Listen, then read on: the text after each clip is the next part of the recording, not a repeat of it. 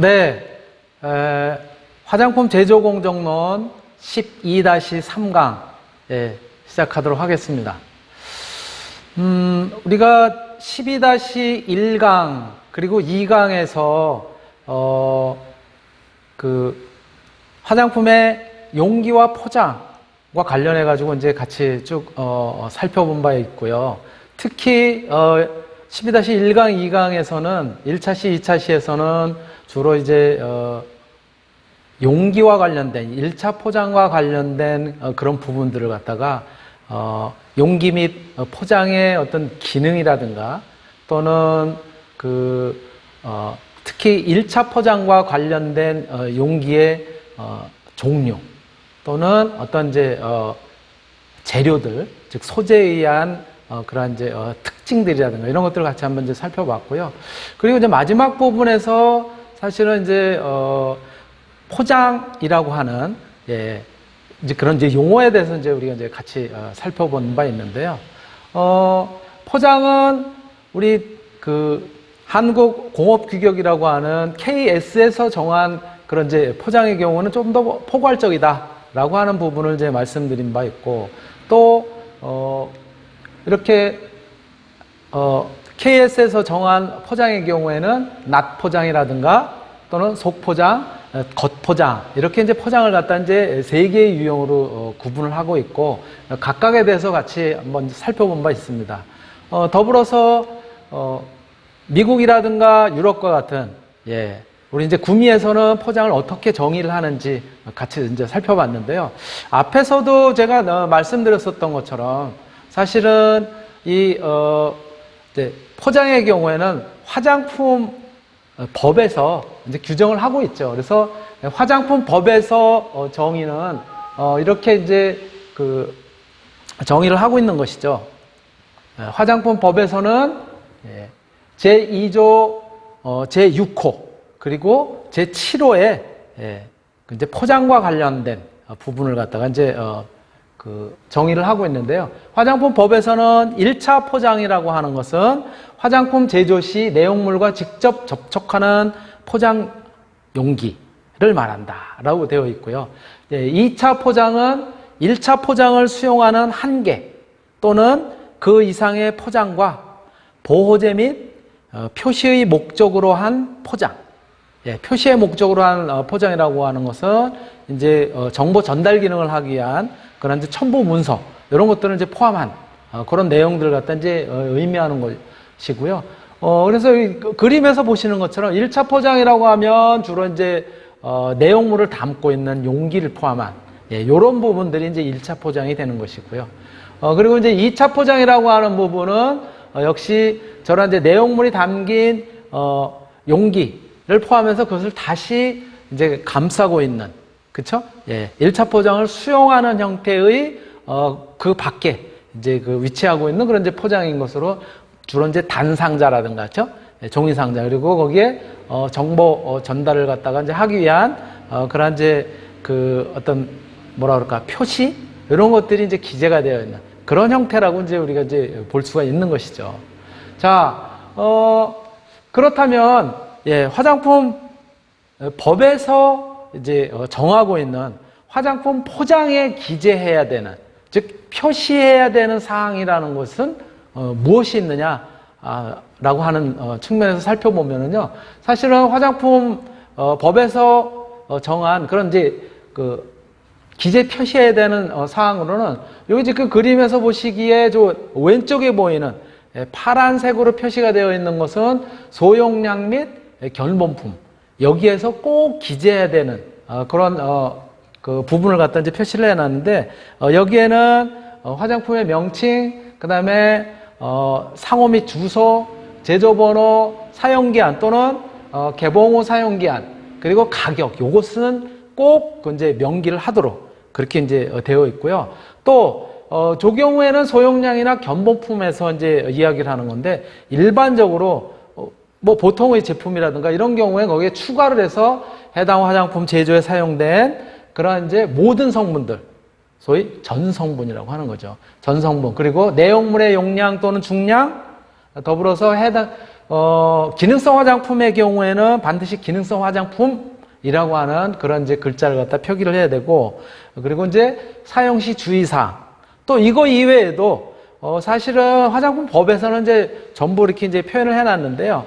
그게 전부 한, 17가지 정도가 됩니다. 예. 그리고 조금 뒤에 이제 같이 한번 살펴보겠지만, 그런 것들은 기타 총리령이 정하는 사항으로 이제 다 포함을 해서 대략 한, 10가지 정도를 이렇게 이제, 간략하게 이제 표현을 하고 있는데요. 그러한 부분을 갖다가 우리가, 이제 화장품 포장에 기재 표시해야 되는 사항을 갖다가 조금 더, 구체적으로 살펴본다면은요, 화장품의 1차 포장 또는 2차 포장에는, 다음의 사항을 기재 표시해야 한다. 다만 맞춤형 화장품의 경우에는 이제 조금 뒤에 나오는 10항 그리고 이제 15항 이런 것들은 이제 제외할 수 있다. 10항은 주로 이제 뭐냐면 바코드에 대한 얘기고요.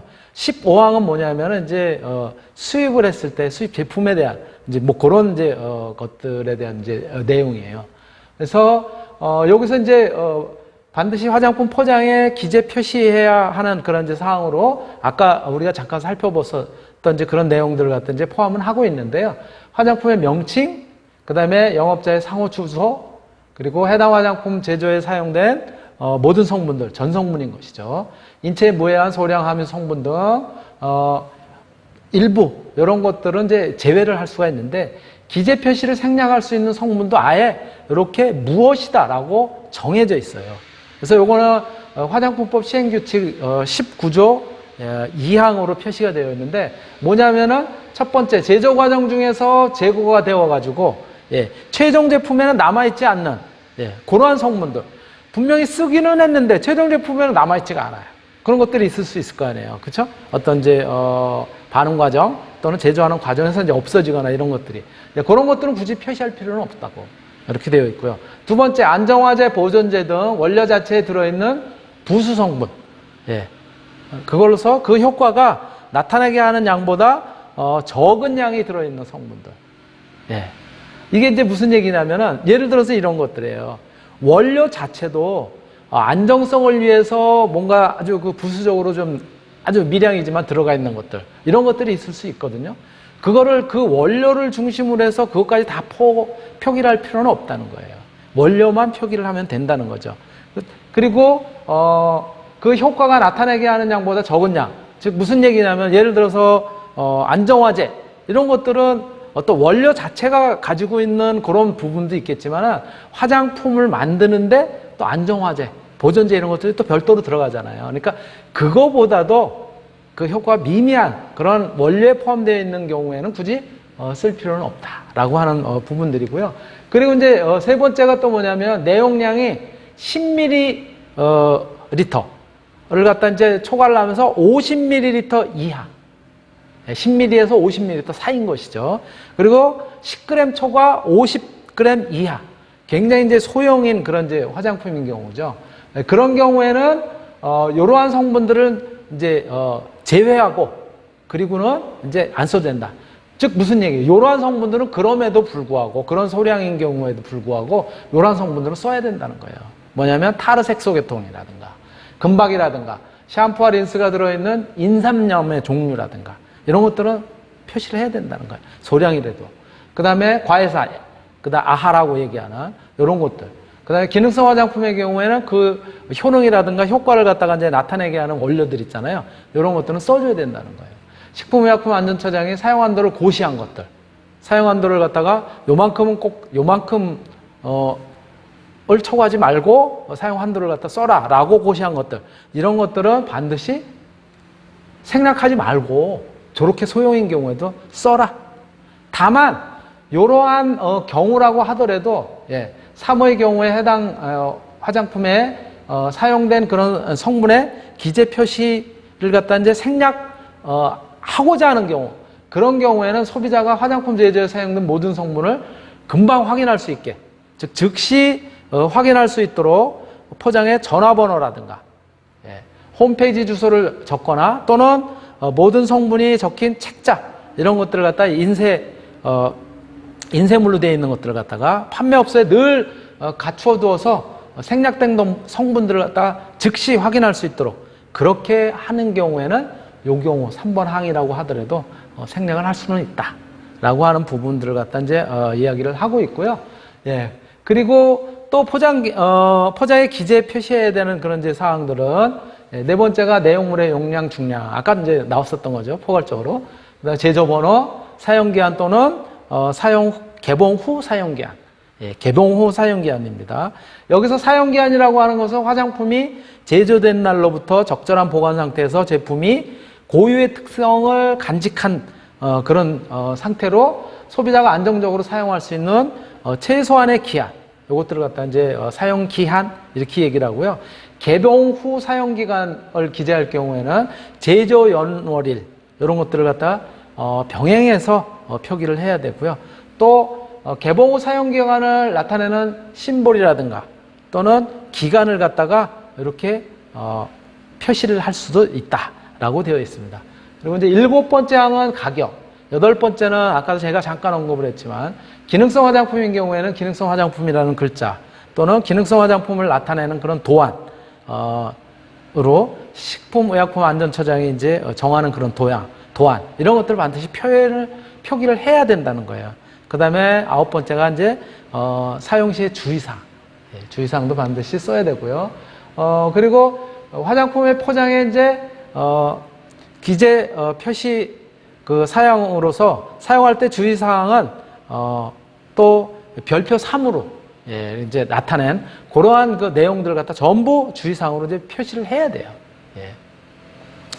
별표사항 또 따로 이제 화장품법 시행규칙 19조 3항으로 이제 되어 있고요. 그 다음에 이제 10번이 뭐냐면 아까 이제 그 맞춤형 화장품인 경우에 생략할 수 있다고 그랬잖아요. 이것이 화장품 바코드 표시 및 관리 요령. 여기서 정하는 바코드. 요거예요. 요거는 이제 생략할 수 있다는 거예요. 맞춤형 화장품인 경우에는. 그 다음에 11번. 기능성 화장품인 경우에 심사받거나 보고한 효능, 효과, 용법, 용량 이런 거 쓰셔야 되고요. 그 다음에 12번. 성분명을 제품 명칭의 일부로 이제 사용하는 경우. 그 경우에는 그 성분명하고 함량. 이런 것들을 갖다가 이제 꼭 써야 되는데 방향용 제품인 경우에는 안 써도 된대요. 요 성분명을 제품 명칭의 일부로 사용한다는 거는 이제 뭐냐면 이런 것들이에요. 성분을 내가 예를 들어서 구절초 추출물을 갖다 성분을 넣었어요. 그리고 난 제품에다가 구절초 샴푸 이렇게 쓰고 싶어요. 그럴 경우에는 내가 성분명을 제품의 명칭으로 썼기 때문에 그 경우에는 성분명하고 함량이 얼마가 들어가 있는지 이것을 반드시 써줘야 된다는 거예요. 그 다음에 13번째는 인체 세포나 또는 조직 배양액 이런 것들이 들어가 있는 경우에는 그 함량을 갖다 반드시 써줘야 되고요. 복잡하죠. 그렇죠? 해야 될 것들이 많아요. 14번은 뭐냐면 화장품의 천연 또는 유기농으로 표시, 광고하려는 경우에는 원료의 함량인지 얼마인지 유기농 원료가 얼마고 또는 천연 원료가 얼마고 이 함량을 반드시 써줘야 되고요. 15번 수입 화장품인 경우에는 제조국의 명칭, 대무역법에 따른 원산지를 표시한 경우에는 제조국의 명칭을 생략할 수 있기는 한데 바로 제조국의 명칭, 제조회사명, 그 소재지 이런 것들을 반드시 써야 되는데 요 15번의 경우도 아까 말씀드렸던 것처럼 맞춤형 화장품의 경우에는 생략할 수 있어요. 이렇게 15개 이것만 있느냐? 더 있어요. 말씀드렸던 것처럼 16번 다음에 해당하는 기능성 화장품 요의 경우에는 질병의 예방이라든가 치료를 위한 의약품이 아니다 라고 하는 문구도 반드시 쓰라는 거예요. 왜? 이것은 화장품의 경우에는 어떤 의약품하고 구분이 돼서 치료를 하는 그런 의약품이 아니다라고 하는 그런 부분을 반드시 명시가 돼야 되는데 어떤 부분의 기능성 화장품들이냐면요. 탈모 증상 완화에 도움을 주는 화장품 그리고 여드름성 피부를 완화하는 데 도움을 주는 경우 그리고 피부 장벽 즉 피부의 가장 바깥쪽에 존재하는 그런 이제 각질층의 표피 이것을 이제 피부 장벽이라고 우리가 보통 얘기를 하는데 요 피부 장벽의 기능을 회복해서 가려움 등의 개선에 도움을 주는 화장품. 요게 이제 과거에는 뭐라고 그랬었냐면 아토피 개선에 도움을 주는 화장품. 을 갖다 이제 요즘은 이렇게 씁니다. 요것도 마찬가지 어떤 의약품하고 혼돈할 우려가 있기 때문에 이렇게 이제 바꿨고요. 그 다음에 이제 마지막으로 튼살로 인한 붉은 선을 엷게 하는데 도움을 주는 화장품. 요 경우에는 반드시 거기에다가 뭐라고 써야 되냐면은 질병의 예방 및 치료를 위한 의약품은 아니다. 이 제품은 이러한 기능성을 가진 것으로서 도움을 주는 화장품이다 라고 하는 의미로 꼭 쓰라는 거예요. 그 다음에 17번이 뭐냐면 다음에 어느 하나에 해당하는 경우에는 사용기준이 지정, 고시된 원료 중 보존제의 함량, 이런 것들의 경우에는 반드시 뭐를 해야 되냐면은 이 경우에는 이제 그 보존제 함량을 갖다 반드시 써야 되는 거예요. 화장품법 시행규칙 벌표 3호 1호 과목에 따른 뭐냐면 영유아용 제품인 경우에 그러한 경우에는 고시 원료 중에 보존제 함량을 갖다 반드시 써야 되고요. 그 다음에 어린이용 제품, 즉 만 13세 이하의 어린이를 대상으로 생산된 제품, 다만 그 영유아 제품류는 제외하는 이러한 어린이용 제품인 경우에 요것을 갖다 특정해서 표시 광고하고자 하는 경우, 이거는 어린이용 제품이다 라고 표시 광고자 하고자 하는 그런 경우에는 반드시 이렇게 지정 고시된 원료 중에서 보존제 함량 이런 것들은 반드시 써야 된다 라고 하는 이러한 부분들의 엄격한 그런 이제 기준이 정해져 있습니다. 이런 부분도 꼭 우리가 이제 잊지 말고 염두에 둬야 될 그런 내용들이고요. 또 반드시 1차 포장에 표시해야 되는 사항. 1차 포장이 뭐죠? 용기와 직접적으로 접촉이 되는 부분이에요. 1차 포장에 표시해야 되는 사항.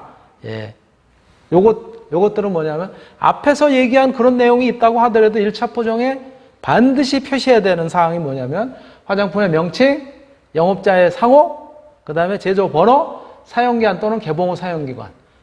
요거는 제조연료를 병행 표기해야 되는데 요 부분은 무조건 1차 포장인 경우 용기에 거기에 써야 된다는 거예요. 굉장히 까다롭죠, 그렇죠? 그 다음에 시각장애인을 위한 점자 표시 이런 것들도 이제 해야 되는데 이러한 위의 기재사항을 화장품의 용기 또는 포장에 표시할 때 제품의 명칭, 영업자의 상호, 요거는 시각장애인을 위한 점자 표시를 갖다가 병행할 수 있다. 뭐 안 써도 관계는 없지만 병행할 수, 같이 쓸 수 있도록 그렇게 되어 있고요. 또 수출용 제품의 경우에는 이제 예외적인 부분이 있는데 국내에서 판매되지 않고 수출만을 목적으로 하는 그러한 제품인 경우에는 앞에서 얘기한 화장품의 기재 표시사항에 관한 규정 이런 것들을 우리 화장품법에 따르지 않고 수입국의 규정에 수입하는 그 나라의 규정에 따를 수 있다라고 이렇게 이제 수출품의 경우에는 예외 규정을 갖다 이제 따로 두고 있습니다. 그리고 또 화장품에 이 간략 표시가 가능한 그런 경우는 이제 어떤 경우냐면요. 앞의 사항에서도 나타낸 그런 것들에도 불구하고 내용량이 소량인 화장품의 포장, 이런 것들에 대해서는 1차 포장 또는 2차 포장에 화장품의 명칭 그리고 화장품 책임 판매업자 또는 맞춤형 화장품 판매업자의 상호, 그 다음에 가격, 제조번호, 그리고 사용기한 또는 개봉 후 사용기한, 요것만 기재하거나 표시할 수 있어요. 어떤 경우냐면은 이런 경우예요. 내용량이 10ml 또는 10g 이하의 화장품의 경우. 그런 경우에는 이제 저렇게 간단하게 한 5가지 정도만 이제 표기를 할 수가 있다는 거예요. 또는 판매 목적이 아닌 제품의 선택 등을 갖다 위해서 소비자가 시험용으로 사용하도록 제조 또는 수입된 화장품의 그런 이제 포장의 경우에는 이렇게 간단하게 5가지만 표시를 할 수가 있어요. 그런데 이 5가지 경우에도 그 성분이라든가 또 기재 표시를 갖다가 생략하는 그런 경우가 있는데 어떤 거냐면 앞에서 얘기했었던 것처럼 바로 소비자가 해당 화장품의 제조에 사용된 모든 성분들 이런 것들을 갖다 즉시 확인할 수 있도록 포장의 전화번호나 홈페이지 주소를 갖다가 이제 적어 놓은 경우, 그리고 또 다른 형태로는 해당 화장품의 제조에 사용된 모든 성분 이런 것들이 적힌 그런 이제 책자 등을 갖다가 인쇄물 형태로 판매업소에다가 갖춘 이러한 경우에는 요거조차도 이제 생략을 할 수 있다. 이렇게 이제 전성분 이런 것들을 갖다 이제 생략을 할 수 있다라고 이제 하는 요소가 있는 거고요. 바로 이렇게 우리가 앞에서 우리가 이제 살펴본 바와 같이 어떤 이제 그 1차 포장이라고 하는 용기죠. 용기를 포함해서 우리가 기재 표시해야 되는 이제 그런 사항들, 용기 그리고 2차 포장이라고 하는 그런 이제 부분에도 이제 단상자 같은 경우는 이제 2차 포장이잖아요. 그런데 어떻게 기재하고 표시해야 되는지를 갖다 이제 살펴봤는데요.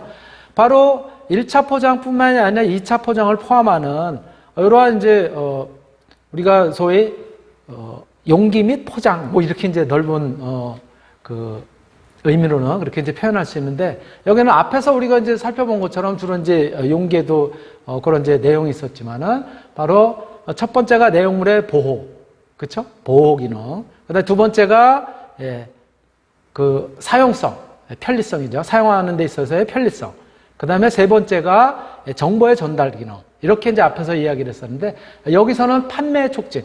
여기서 이야기하는 포장의 판매 촉진이라고 하는 것도 결국은 앞에서 우리가 살펴봤었던 것처럼 정보의 전달 기능하고 크게 다르지 않은 것이죠. 여기서 판매 촉진이라고 하는 것이 결국은 어떤 그 이제 화장품의 뭐 명칭이 뭔지, 또 여기에 뭐가 들어가 있는지, 또 어떤데 이것이 이제 유효한지, 이러한 부분들을 포함한 그런 것들이 결국은 마케팅에도 우리가 이제 그 활용이 될 테니까, 이제 그러한 이제 판매 촉진이라고 하는 측면에서 사실은 이제 포장의 3대 기능을 또 다른 각도에서 이제 이렇게 이제 표현을 할 수가 있는 거고요. 자, 먼저 그러면 하나씩 조금 더 이제 구체적으로 본다면, 보호성이라고 하는 것은 포장이 그 유통 과정에서 뭐 상품을 갖다 이동하거나 또 보관을 이제 하게 되고, 그러한 과정에서 이제 여러 가지 이제 장애를 갖다 이제 있게 되는데요. 그렇죠? 이제 뭐 충격이 있기도 하고, 또 뭐 혹은 뭐 이제 압력을 갖다 가하기도 하고, 그런 데서로부터 이제 내용물을 갖다 이제 보호하는 거죠. 즉, 다시 말해서 이제 운송산에 의해서 운반되는 그런 과정의 이제 충격, 또는 창고나 혹은 보관 장소에서의 어떤 이제 적재에 의한 어떤 압력, 그리고 그 이제 보관 장소의 온도나 습도, 또는 이제 뭐 가스 또는 광선, 이런 것들에 의한 그런 이제 영향들, 이런 것들로부터 제품을 갖다 이제 보호하고자 하는 것이죠. 그 내용들을 갖다 이제 살펴본다면은, 첫 번째가 격동 충격이에요. 격동은 뭐냐면 격하게, 심하게 움직이면서 그 충돌을 하는, 제품들끼리 충돌함으로써 오는 그런 이제 문제인 것이죠. 운송 과정에서 철도 같은 경우는 이음매가 있으니까 덜크덩한다라든가, 도로 같은 경우는 이제 요철이 있으니까 이제 그 차량이, 그쵸? 진동이 있을 수 있는 거죠. 또 급정차를 하거나, 또는 항공기 같은 경우는 착륙을 할 때 어떤 이제 충격이라든가, 또는 이제 선박 같은 경우는 이제 파도에 의한 그런 충격들, 이런 것들이 격동 충격에 해당이 되는 거고요. 낙하 충격의 경우에는 이제 상하차 과정에서 어떤 부지에 의해서 물품을 갖다 떨어뜨리거나, 또는 어떤 이제 그 운반 장소래, 그 이제 창고라든가 이런 데는 이제 적재해놨는데 그것이 이제 붕괴가 되면서 이제 무너지면서 이제 떨어지거나, 이러한 경우에 충격이 이제 낙하 충격이고요. 그 다음에 운송 과정에서 도로 또는 이제 바퀴가 회전하면서의 아주 미세한 진동들, 그리고 적재한 경우에 이제 그 과적에 의해서 위로부터의 압력, 또 운송 과정에서 이제 폭우에 의한 어떤 이제 그 침수라든가 물의 침투라든가, 또는 그 어떤 운반 또는 어떤 이제 그 보관 장소의 어떤 침수에 의해서, 또는 습도에 의한 이제 물이나 습도의 영향, 그 다음에 이제 그 보관 장소의 온습도, 온도, 또 운송 과정에서의 어떤 뭐 겨울이나 여름의 어떤 온도의 변화, 그리고 운송이나 저장 과정에서 이제 해충의 침입 또는 미생물에 의한 이제 부패, 그리고 광선이나 고주파가 운반이나 또는 이제 어떤 저장 장소에서 그런 것들에 노출이 돼가지고 그래가지고 영향을 받는 경우, 또 산소를 포함한 다양한 가스에 의한 접촉들, 그런 것들로 인한 상품의 품질 변화, 이런 것들이 전부 내용물을 보호하는 데 있어서 고려돼야 될 그런 요소인 것이고요. 두 번째, 편리성 측면에서는 그 제품을 갖다 취급하거나 또는 하역을 할 때도 이제 편리하게 해야 될 테고요. 또 어떤 이제 그 운반을 하고 보관하고 배달하는 유통 단계에 있어서도 그것을 이제 다루는 데 있어서 좀 더 용이하게 다룰 수 있도록 그렇게 이제 해야 되는 이제 포장의 필요성이 있는 것이죠. 우리 이삿짐 센터 같은 데 보면은 포장 박스 같은 경우가 손잡이가 다 달려 있잖아요. 그래서 조금 더 운반을 하고 이송을 하고 그럴 때 이제 편리하도록 그렇게 하는 그런 이제 고려들이 있어야 될 것이다. 또 제품의 경우에는 제조업자와 관련해서는 이제 그 제품을 갖다 이제 취급하거나 보관, 검사 이런 것들이 이제 용이하도록 그렇게 이제 해야 될 테고요. 또 포장 재료의 비용이라든가 또는 작업의 간편성, 운반 보관의 용이성 이러한 부분들에 대해서도 이제 고려를 해야 될 테고요. 또 운반하는 측면에 있어서는 또 제품을 취급하거나 보관하거나 검사 또 이동 또 적재 이런 것들을 갖다 이제 고려를 해서 운반의 이제 편리성들을 갖다 고려를 해야 될 테고요. 또 저장하고 이런 이제 보관하는 그런 경우에 창고업자와 관련해서는 취급, 보관 그리고 이동이 편리한 그리고 이제 적재를 하고 식별이 용이한 그렇죠. 창고에서 식별이 잘 될 수 있도록 그렇게 해야 될 테고 제품의 적재를 할 경우에 어떤 이제 강도 이런 부분들도 고려가 돼야 될 거예요.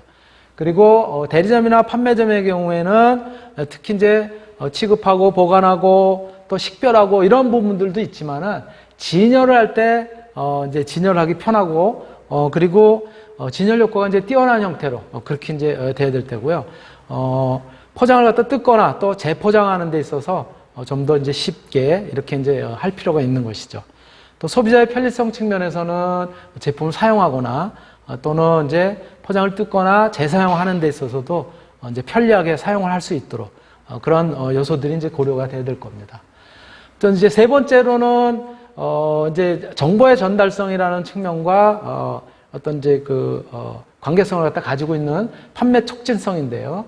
사실 포장이라고 하는 것은 이제 제품이 말없는 판매원이다라고 하는 이제 이야기도 있는데요. 바로 이 얘기는 뭐냐면은 상품을 갖다 이제 판매를 하거나 또는 판매를 촉진하는 그런 부분에 있어서 이 포장이 이제 보여주는 그런 효과가 이제 굉장히 큰데 대부분의 제품은 포장을 통해서 소비자하고 이제 연결이 되고 또 그런 과정에서 상품을 갖다 이제 선택을 하게 되죠. 그런데 이제 중요한 역할을 갖다 이제 하게 되는 것이 바로 이제 포장의 중요성이기 때문에 바로 포장은 세일즈맨의 역할을 한다라고도 얘기를 이제 하고 있는 것이죠. 여기에는 이제 바로 포장이 가지는 첫 번째 구조적인 특이성, 디자인적인 요소인데요. 상품의 사용성이나 운반 그리고 이제 보관의 편리성, 기능의 극대화 이런 부분들을 갖다 이제 우리가 고려할 수가 있을 테고요. 두 번째로는 이제 의장적인 이제 특이성이죠. 문자라든가 그림, 색채 효과와 같은 이제 시각적인 효과 이런 것들이 역시 구매 의욕을 갖다 고취하는데 굉장히 중요한 요소이기 때문에 바로 이런 부분들을 이제 우리가 고려할 필요성이 있고요.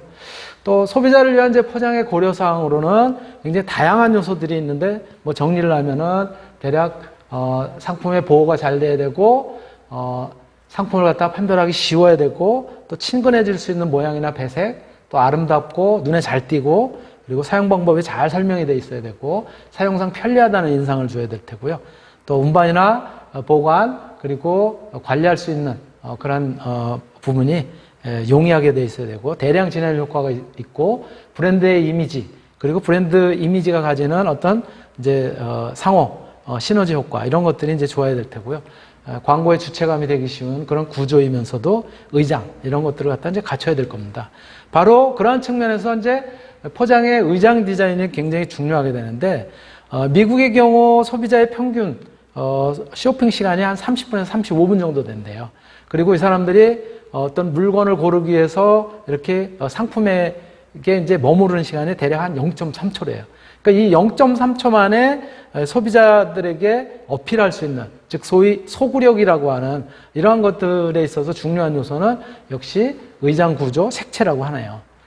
여기에 이제 의장 구조에 있어서 역시 이제 그 구매 의욕을 일으키게 하는 중요한 요소들은 외관상 매력적인 점, 경제성, 안전성, 또 건강성, 또 식품 같은 경우에는 이제 식욕 증진의 그런 어떤 요소들, 또 글래머러스한 그런 이제 요소들, 특별성, 통속적인 그런 이제 느낌, 소속감을 갖게 하는 그런 느낌들이 반영이 될 필요가 있다라고 하는 점이 이제 의장에서 나타나는 요소들이고요.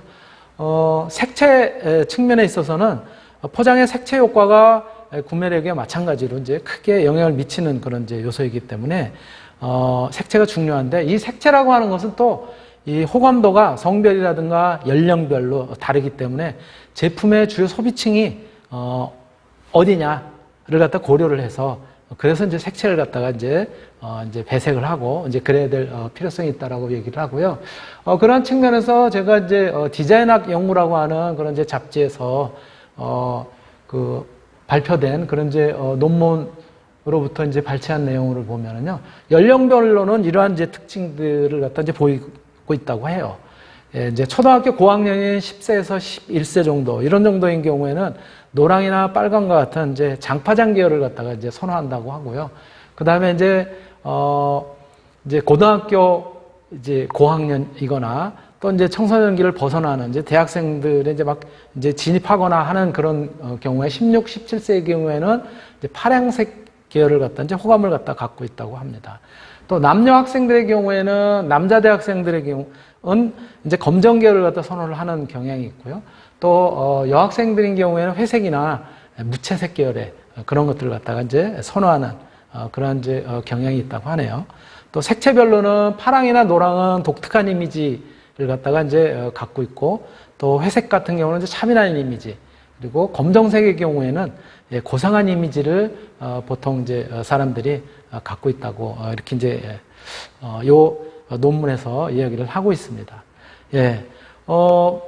그래서 제가 이제 이러한 이제 포장과 관련된 또 구조적인 어떤 의장 또는 색채와 관련된 디자인적인 그런 사례들을 갖다 이제 몇 개 인터넷에서 이제 그 캡처를 해서 여러분들한테 이제 보여드리고자 이제 해서 이렇게 용기라든가 또는 어떤 이제 단상자라고 하는 이제 그런 요소들의 어떤 이제 그 배합 또는 어떤 디자인적인 요소, 이런 것들이 이제 이렇게 드러나 있는 부분이고요. 또는 거기에 어떤 에코적인 자연적인 이미지, 이런 것들을 갖다 이제 도입한 그런 디자인이 있는가 하면, 또 이제 그라데이션을, 이제 색채의 어떤 그라데이션을 활용을 해서 좀 화려한 그런 이제 이미지를 갖다 보여주는 그런 경우도 있고요. 또 아까도 있었지만은 이제 또 친환경적인 그러한 형태의 이제 제품 디자인들, 이런 것들처럼 다양한 유형의 이제 디자인들을 갖다 우리가 이제 접할 수가 있게 되는 것이죠.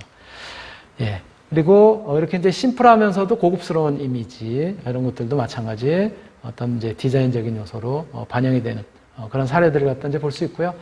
오늘은 여러분들하고 같이 이렇게 이제 포장과 관련된, 그리고 또 거기에 의장적인 요소, 색채적인 그런 어떤 디자인적인 요소, 또 화장품 포장에 있어서의 어떤 이제 기재, 표시되어야 되는 내용들, 이런 것들을 두루두루 같이 살펴봤습니다.